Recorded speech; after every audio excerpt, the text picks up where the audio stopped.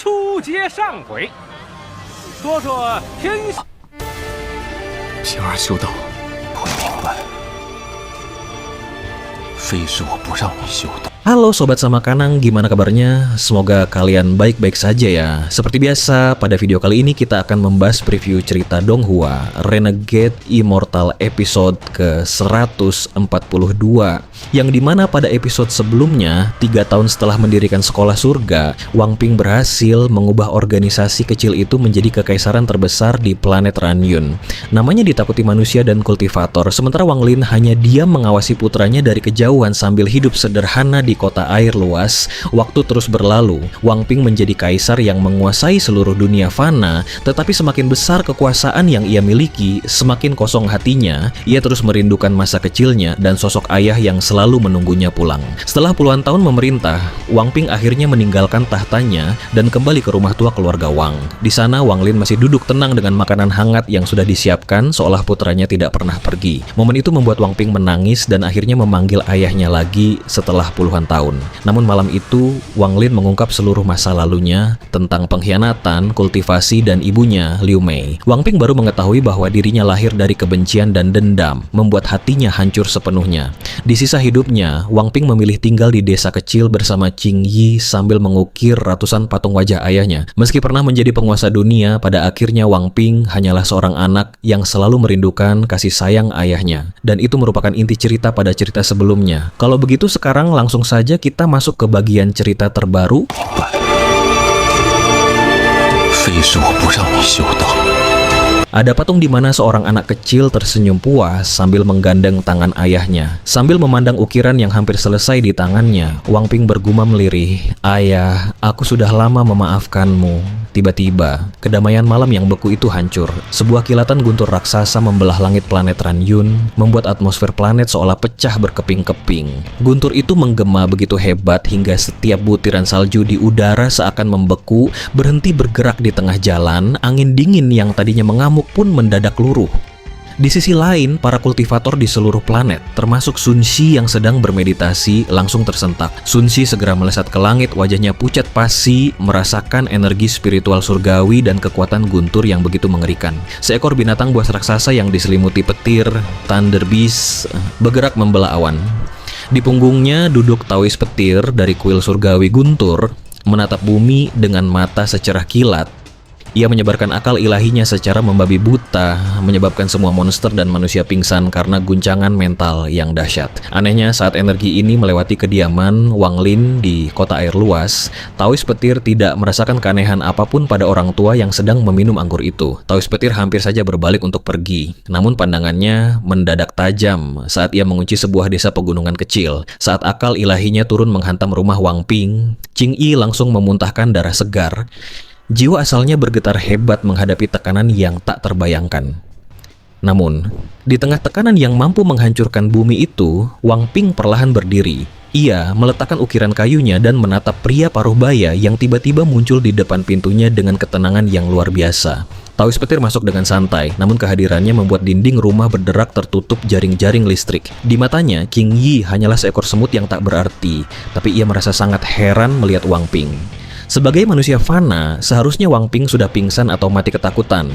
Meskipun demikian, Wang Ping berdiri tegak di depan Qing Yi, memancarkan wibawa seorang penguasa dunia yang tak gentar, bahkan jika langit runtuh. "Siapa kamu?" tanya Wang Ping dengan nada tenang yang menusuk.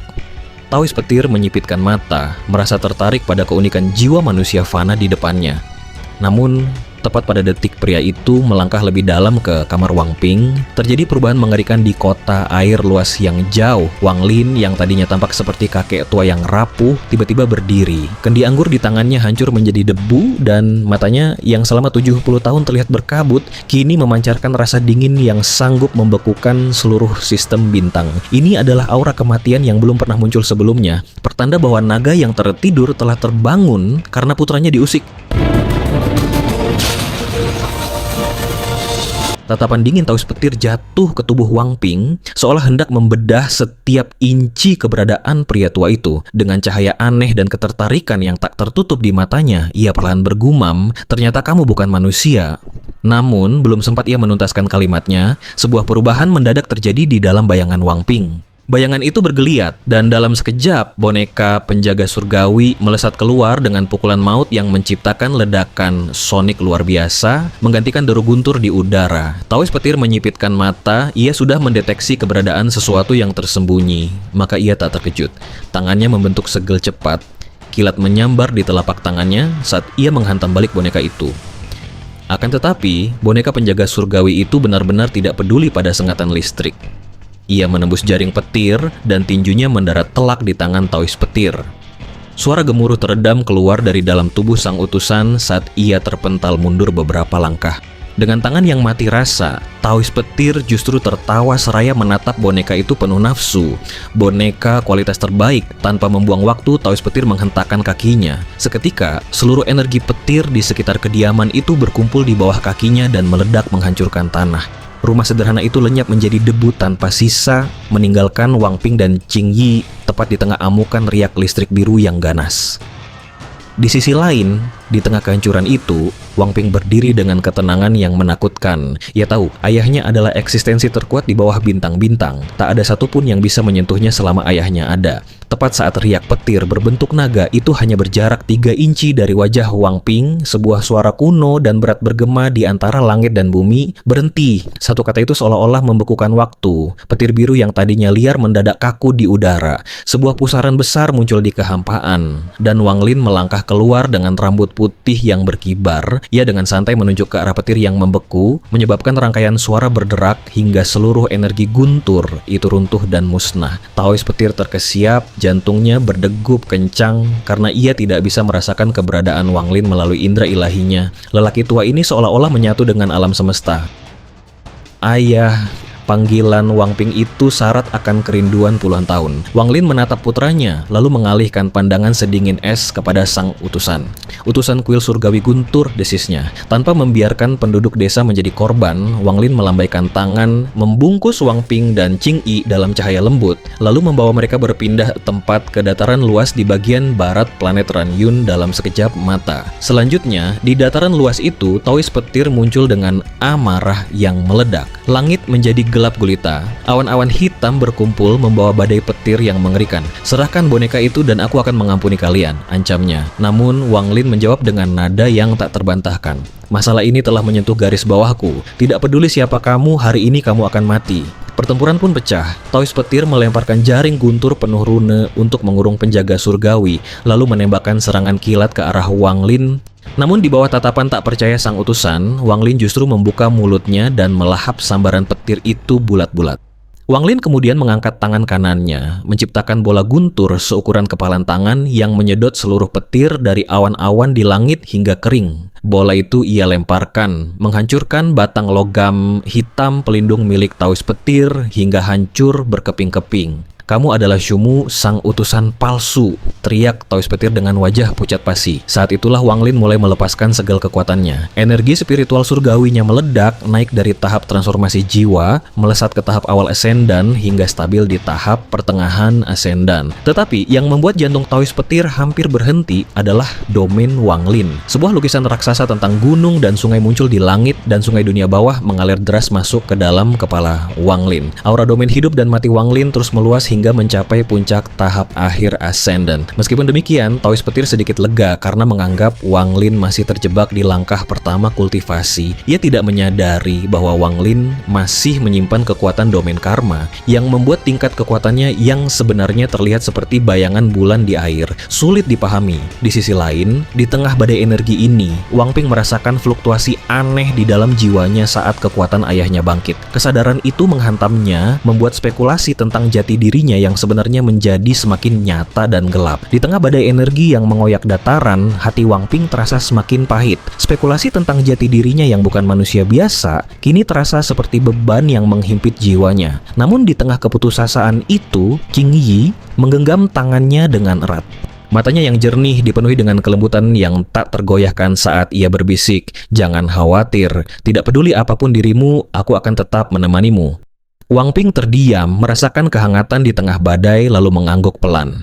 Di sisi lain, Taois petir menatap Wang Lin dengan ekspresi yang sangat suram. Ia merasa otoritasnya sebagai utusan kuil surgawi guntur telah diinjak-injak. Orang tua ini akan menunjukkan padamu apa sebenarnya utusan dari kuil surgawi petir itu. Teriaknya seraya menunjuk ke langit. Seketika, guntur dalam jumlah besar berkumpul dari segala penjuru, membentuk bola listrik raksasa yang menyusut hingga berubah wujud menjadi sesosok Celestial Thunder Beast yang luar biasa. Binatang itu mengeluarkan petir dari lubang hidungnya, memancarkan kebanggaan sebagai makhluk suci. Namun, saat binatang itu menatap Wang Lin, ada keraguan dan kebingungan di matanya. Wang Lin menatap binatang itu dengan dingin dan mencibir. Itu tidak bisa disebut binatang petir tanpa tanduk guntur. Ia menepuk tas penyimpanannya, dan seketika kereta perang peraknya terbang ke langit bertransformasi menjadi Thunder Beast, bertanduk perak. Aura destruktifnya seketika menyelimuti dunia. Tanduk perak di kepalanya mengeluarkan suara petir yang sangat kuat, jauh melampaui binatang milik Taois petir. Kejutan yang dialami Taois petir kali ini adalah yang terdahsyat. Ia hanya bisa terpaku menatap tanduk perak tersebut tanpa mampu berkata-kata. Selanjutnya, kedua binatang buas itu saling mengunci pandangan. Karena martabat mereka, kedua Thunder Beast itu langsung menerjang satu sama lain dalam pertempuran hidup dan mati yang mengguncangkan planet Ranyun. Langit dan bumi seakan meredup saat guntur mereka saling berbenturan.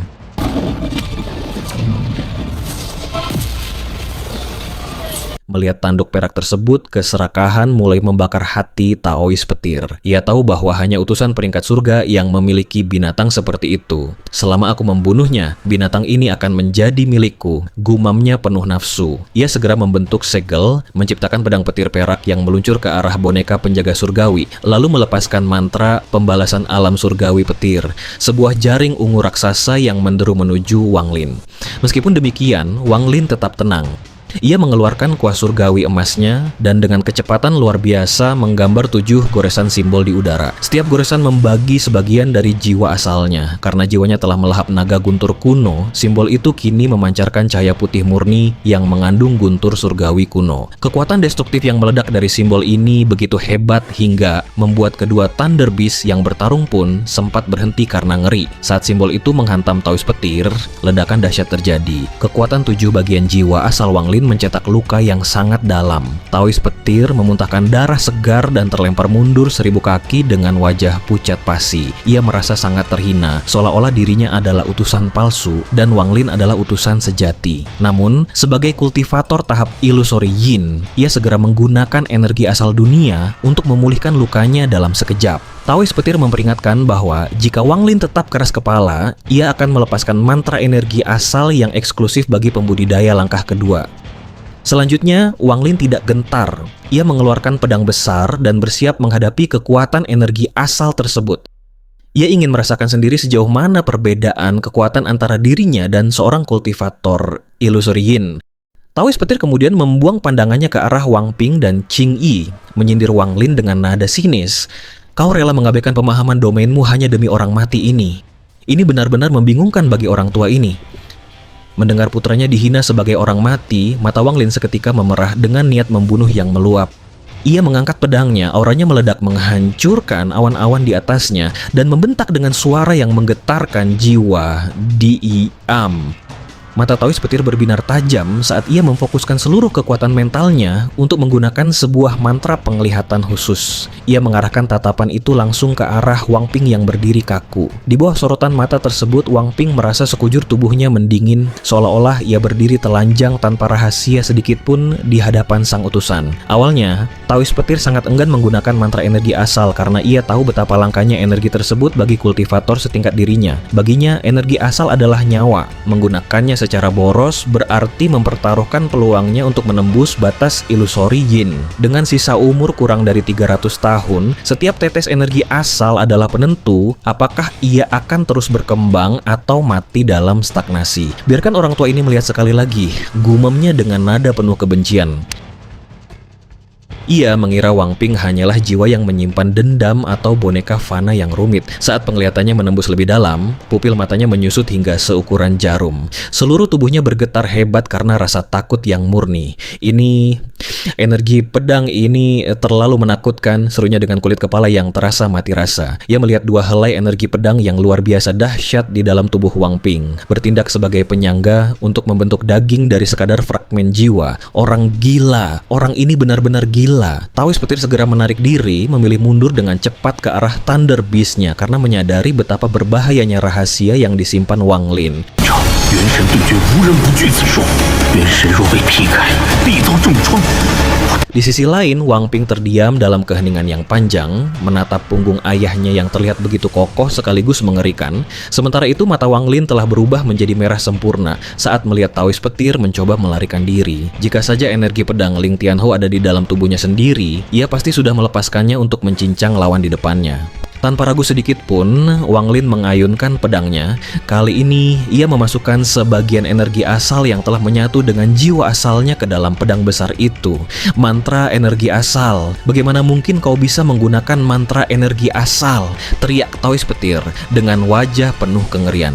Merasa krisis hidup dan mati sedang mengintai, ia segera menekan titik di antara alisnya hingga cahaya putih lembut yang mengandung energi asal dunia meledak keluar. Wajahnya seketika menjadi pucat pasi. Jelas bahwa melepaskan mantra ini adalah beban yang hampir tak tertahankan bagi raganya. Selanjutnya, Taoist petir meraung gila, tungku guntur energi asal. Tiba-tiba, dunia berubah secara mengerikan. Ini bukan lagi sekadar ilusi. Langit secara fisik mulai turun merendah sementara bumi di bawah kaki mereka bangkit dengan gemuruh yang mengguncang planet. Dalam sekejap, langit berubah menjadi penutup dan bumi menjadi badan tungku biru raksasa. Thunder Beast milik Taoist petir segera berubah menjadi kilatan petir dan mendarat di permukaan tungku, menciptakan ukiran hidup yang memancarkan aura kuno. Shumu, mari kita lihat siapa yang akan bertahan. Suara Taoist petir menggelegar di dalam tungku layaknya suara Tuhan. Guntur Dao yang mengandung pemahamannya tentang hukum alam mulai menghujani Wang Lin tanpa henti. Namun Wang Lin tidak menyerah. Pedangnya yang terayun bukan lagi menebas benda padat, melainkan memotong benang-benang biru yang merupakan pondasi hukum dunia pembentuk tungku tersebut. Setiap hantaman guntur membuat tubuh Wang Lin bergetar, namun jiwa asalnya yang telah bertransformasi mencegahnya hancur. Di sisi lain, boneka penjaga surgawi yang ikut terkurung mulai mengamuk. Ia melayangkan pukulan beruntun ke segala arah dengan kekuatan fisik yang setara dengan kultivator ilusori yin. Kekuatan pukulan itu membuat dinding tungku biru itu bergetar hebat. Sebagai balasan, Thunder Beast milik Taoist petir melepaskan cahaya emas dari tanduknya, menyebarkan petir yang jauh lebih kuat untuk memperkokoh kurungan tersebut. Taoist petir yang terus mengerang menahan beban besar, kembali memaksakan energi asal dari dalam tubuhnya untuk memperkuat dinding tungku. Dengan sisa tenaganya, ia berteriak penuh murka yang mengguncang seluruh area. Sempurnakan untuk orang tua ini. Suara gemuruh yang mengerikan bergema di dalam tungku biru raksasa. Saat Guntur Dao menghujam dari segala arah, tiba-tiba muncul nyala api ungu yang berkobar hebat. Dalam sekejap, interior tungku berubah menjadi lautan api yang menyatu dengan kilat, menciptakan kekuatan pemurnian yang jauh lebih dahsyat dari sebelumnya. Ekspresi Wang Lin tampak sangat suram. Ia menyadari bahwa cadangan energi asalnya tidak bisa menandingi Taoist petir, sehingga ia tidak mampu mengeluarkan potensi penuh dari Heavenly Chop. Jika saja ia berada di langkah kedua, satu tebasan tadi sudah cukup untuk membelah dunia ini. Namun Wang Lin segera membuat keputusan. Ia menyimpan pedang besar itu dan menoleh ke arah Thunder Beast-nya. Dengan gerakan cepat, ia menggigit ujung jarinya dan menggunakan darah segarnya untuk menggambar simbol kuno yang sangat rumit di udara. Simbol itu memancarkan aura perubahan zaman yang begitu kuat. Begitu simbol itu selesai, Thunder Beast milik Wang Lin tampak terkejut dan segera menoleh ke arah tuannya. Segel ketiga, buka. Wang Lin melambaikan tangan dan simbol darah itu melesat menembus badai api sebelum tercetak tepat di dahi Thunder Beast. Tubuh binatang itu bergetar hebat. Wajahnya menunjukkan rasa sakit yang luar biasa sebelum ia mengeluarkan raungan yang menggetarkan planet. Sederet duri ganas mencuat dari punggungnya, memancarkan kilatan dingin dengan petir hitam yang melompat-lompat di antaranya.